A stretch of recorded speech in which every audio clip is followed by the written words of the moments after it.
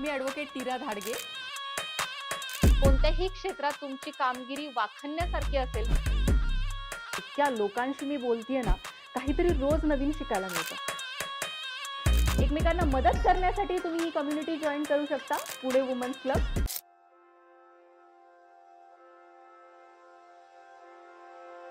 नमस्कार, मी advocate Neera Dhadge, founder of Pune women's club, तुमचं सहर्ष स्वागत करत आहे पॉडकास्ट विथ नीरामध्ये. आपण इतक्या लोकांना भेटतोय, त्यांच्या वेगळ्या वेगळ्या गोष्टी ऐकतोय, त्यांच्याबरोबर होणाऱ्या, त्यांनी आत्तापर्यंत एक्सपिरियन्स केलेल्या गोष्टी, ज्याच्यातून तुम्हाला काहीतरी प्रेरणा मिळणार आहे आणि काहीतरी नवीन करण्याची संधी तुमच्यापर्यंत अशा लोकांथ्रू येणार आहे. आज आपल्याबरोबर आहेत डॉक्टर कल्पना आणि एक छान विषय आज आपण इथे घेऊन आलेलो आहोत. त्याच्या आधी मला तुम्ही कुठून आला आहात, काय काय करता याबद्दल ऐकायला आवडेल. प्लीज कल्पना मॅम, तुमची ओळख करून द्याल. नमस्कार, मी डॉक्टर कल्पना. मी नॅचरोपॅथी आणि क्लिनिकल अरोमाथेरपिस्ट आहे. तर नॅचरोपॅथीमध्ये आपण प्रॅक्टिस करतो आणि मला याकडे वळावसा यासाठी वाटलं की मी स्वतः एक काळ असा होता की ज्या वेळेला मी 14 ते 15 kg अंडरवेट होते.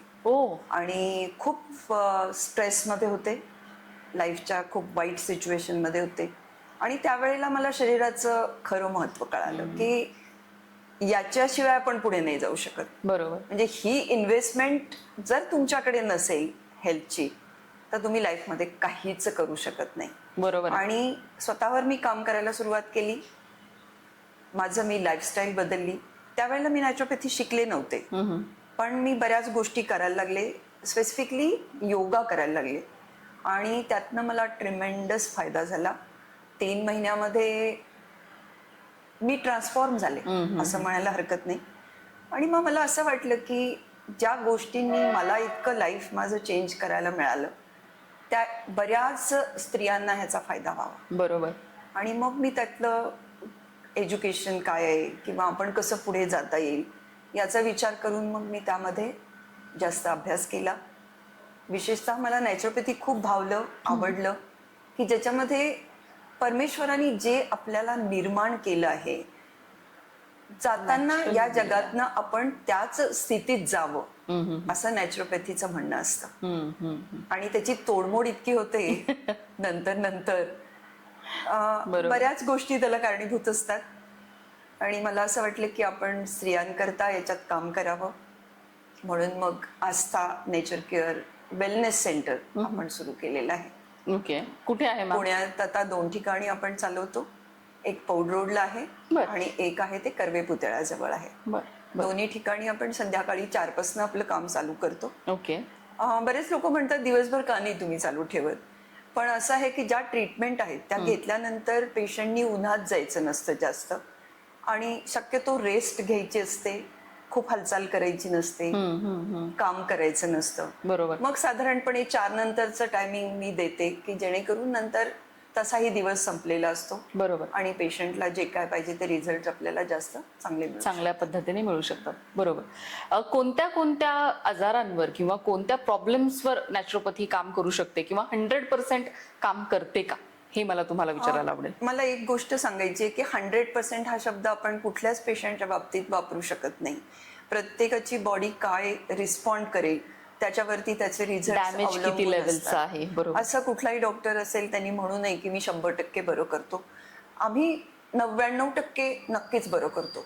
1% हा त्यांच्या बॉडीच्या रिस्पॉन्सला दिलेला असतो. बरोबर. नॅचरोपॅथी सगळेच आजार बरं करते, पण विशेषतः मी जेव्हा प्रॅक्टिस सुरू केली तेव्हा मला स्त्रियांशी निगडीत गोष्टीवरती काम करायला जास्त चांगलं वाटलं. आणि जिथे ॲलोपॅथी कमी पडते किंवा जिथे ॲलोपॅथीमध्ये फारसे काही त्याला उत्तर नाहीये त्या आजाराला, अशा ठिकाणी आपण जास्त काम आपलं करावं असं मला वाटलं. त्याच्यामध्ये आहे अर्थरायटिस आहे, संधिवात आहे, त्यानंतर मायग्रेन सारखा आजार आहे, सायटिका सारखा प्रॉब्लेम आहे, व्हेरिकोज व्हेन्स सारखा प्रॉब्लेम आहे. यावरती काम करायला मला खूप आवडलं आणि मला रिझल्ट पण खूप चांगले मिळाले. ओके. रिसेंटची तुमची एखादी केस स्टडी आम्हाला ऐकायला आवडेल.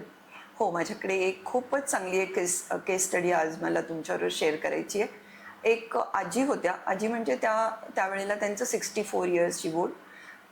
शी वॉज सफरिंग फ्रॉम फेशियल न्यूरॅल्जिया.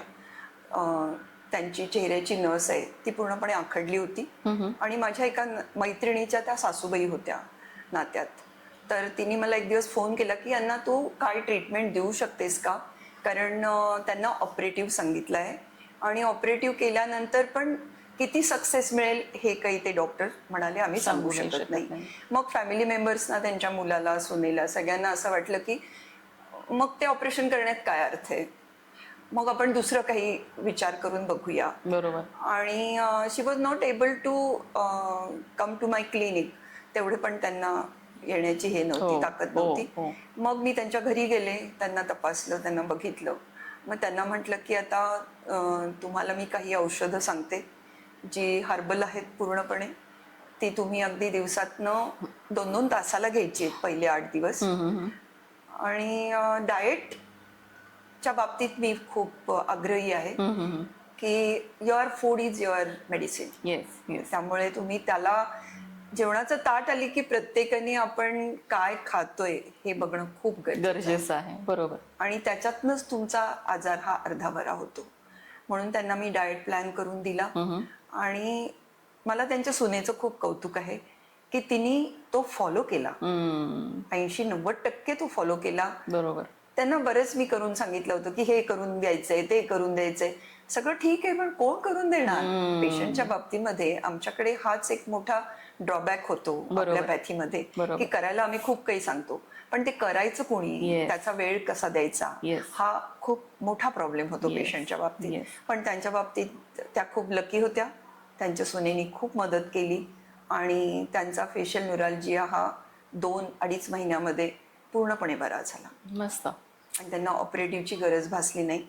आणि नंतर मी त्यांना सांगितलं होतं की तुमची जर दाताची काही ट्रीटमेंट झाली भविष्यात तर परत तुम्हाला हा त्रास होऊ शकतो. बरोबर. पण त्यांना तसं काही झालं नाही. त्याला बरीच वर्ष झाली या गोष्टीला आता. आणि त्या कोकणातनं आल्या होत्या. आणि ही एक आठवणीत राहिलेला हा पेशंट. हो. खूप छान. जेव्हा आपण एखाद्याचं दुःख किंवा एखाद्याचं दुखणं बरं करण्याचं तुमच्याकडे एक छान पद्धत आहे, ती खूप लोकांपर्यंत पोहोचवावी असं खूप मला वाटतं.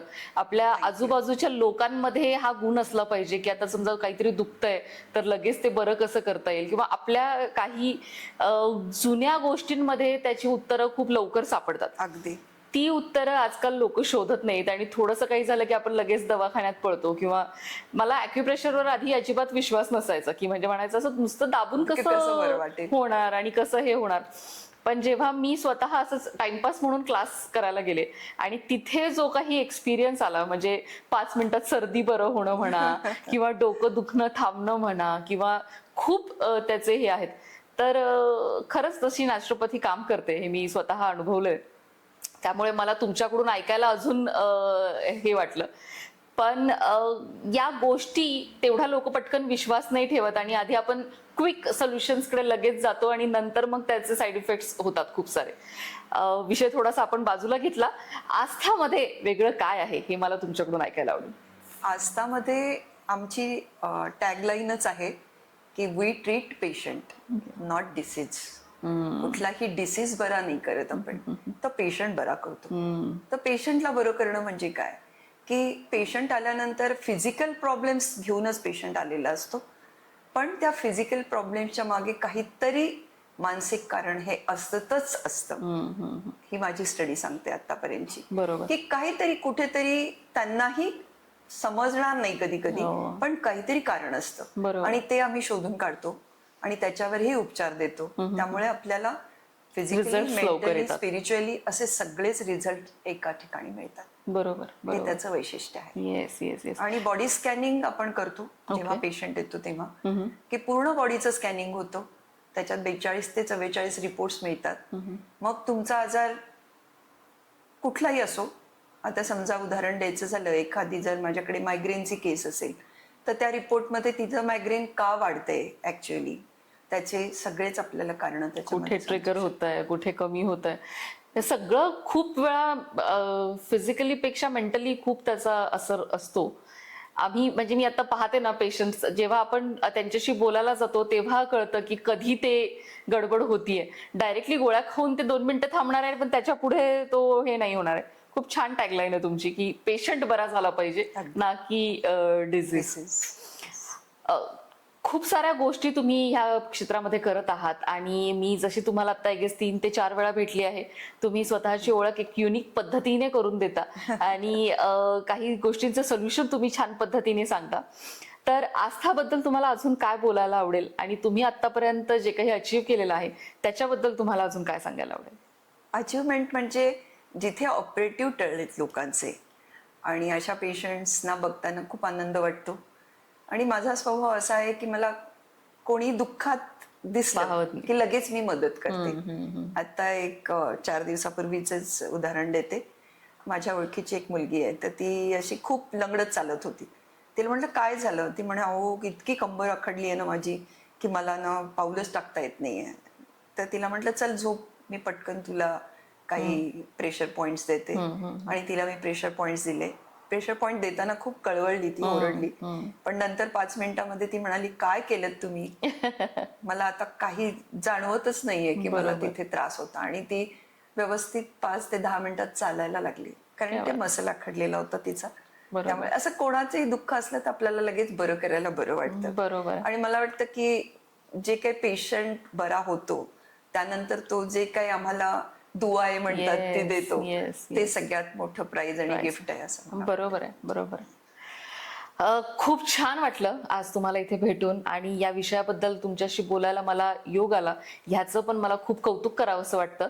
अजून पुढे खूप साऱ्या गोष्टी आपण पुढे करणारच आहोत. तुम्ही आमच्या मेंबरही आहात, त्याच्यामुळे ह्या विषयाला घेऊन आपण अजून काहीतरी करायला हवं असं मला नक्कीच वाटतं. Thank you so much. आज तुम्ही इथे आलात आणि तुमचे इतके छान इन्साइट्स आमच्यापर्यंत पोहोचवले. थँक्यू. Thank you Neera madam. आणि मला एक गोष्ट सांगायला आवडेल की PWC साठी सुद्धा म्हणजे पुणे विमेन्स क्लबसाठी आपण विशेष डिस्काउंट जाहीर करू मेंबर्सना, लेडीज मेंबर्स असतील त्यांना. आणि दुसरी गोष्ट म्हणजे तुमच्याकरता पण काही आरोग्याच्या विषयी काही जर आपल्याला लोकांपर्यंत काही पोचवायचं असेल तर मला ते द्यायला खूप आवडेल. त्याच्यावरती लेक्चर्स द्यायला, काही गोष्टींची माहिती सांगायला मला नक्कीच आवडेल. नक्की नक्की ma'am. Thank you very much. Thank you. Thank you. Thanks a lot.